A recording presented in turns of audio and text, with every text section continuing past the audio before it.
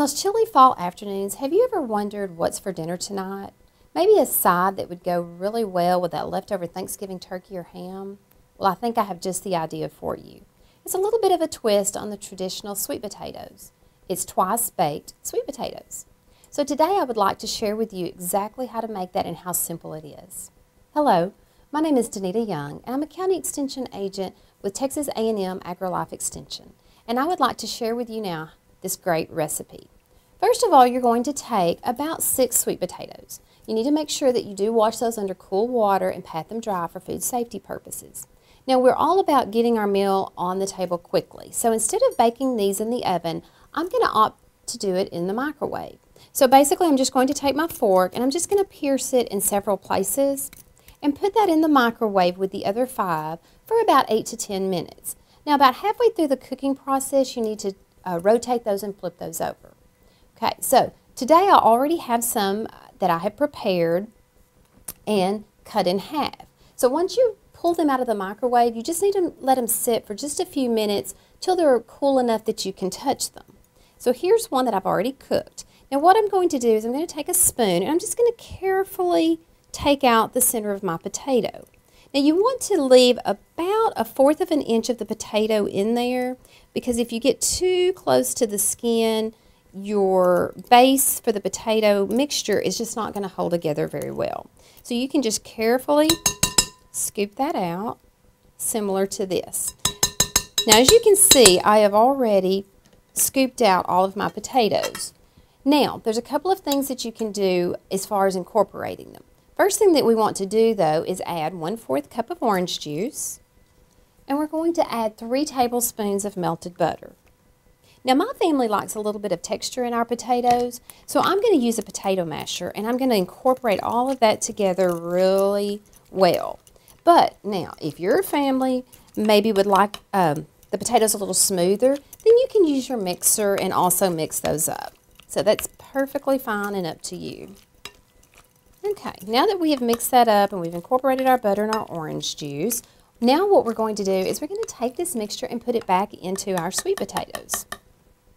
Okay, so we're going to bring over our sweet potatoes, and here we have our shell that we emptied out earlier.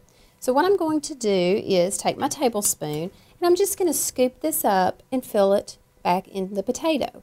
Now, you don't really have to mash it down. It doesn't have to be perfect. Just put a nice heaping amount in there so it looks really pleasing to the eye. You're going to do that with all your potatoes and just place them in an ungreased baking dish. Now, while that would be good perfectly by itself, it would be even better with a nice brown sugar topping on it. So what we're going to do now is we're going to mix our topping. We're going to move these potatoes over here out of our way for just a minute. Now what we're going to do is, again, very, very simple. We're going to take 1/4 cup of flour. We're going to add to that 1/4 cup of brown sugar, which has been packed. And then we have 3 simple seasonings. We have 1/4 teaspoon of ground ginger, 1/4 teaspoon of nutmeg, and 1/4 teaspoon of cinnamon. Now, I'm just going to take a pastry cutter, or you could even use a fork, and I'm just going to incorporate these ingredients together. Now, if your family is a really big fan of cinnamon or maybe more of the nutmeg, it is perfectly fine to increase those measurements to about 1/2 teaspoon. Because again, it's all about what does your family like and what are they going to enjoy. Okay, now that I've mixed that up together, I'm going to add 1/4 cup of chopped pecans. Okay, and instead of putting my pastry cutter in there, I'm just going to take a fork and incorporate those in. Okay, now to help bind that together, we're going to use our other 3 tablespoons of butter, and we're just going to cut that into the mixture. And of course, when these are a little bit at room temperature, it makes it much easier. Now I'm going to take my pastry cutter again, and I'm just going to blend that together. Now, if you don't have a pastry cutter, that is perfectly fine. You can use a fork.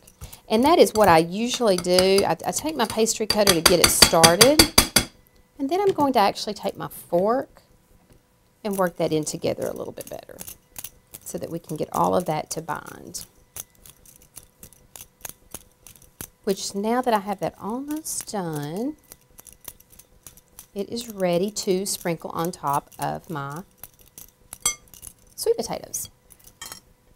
So we're going to take this and we will take our spoon and we're just going to dip that out and just sprinkle on top of our sweet potatoes. Okay, you should have plenty of the topping to cover each one generously. But if you really want to work on the presentation of that a little bit, I've actually taken about another teaspoon of pecans and set aside so that I could come in and sprinkle those on top because I think it makes it just look a little bit prettier. Okay, now we want to pop this in the oven at 350 degrees for about 20 to 25 minutes. So now today I already have some of my potatoes that I have baked, and I have paired it with some of my leftover Thanksgiving turkey. I hope that your family will enjoy this dish as much as mine does. Don't forget to visit us at Texas A&M AgriLife Extension Service for more dinner tonight ideas.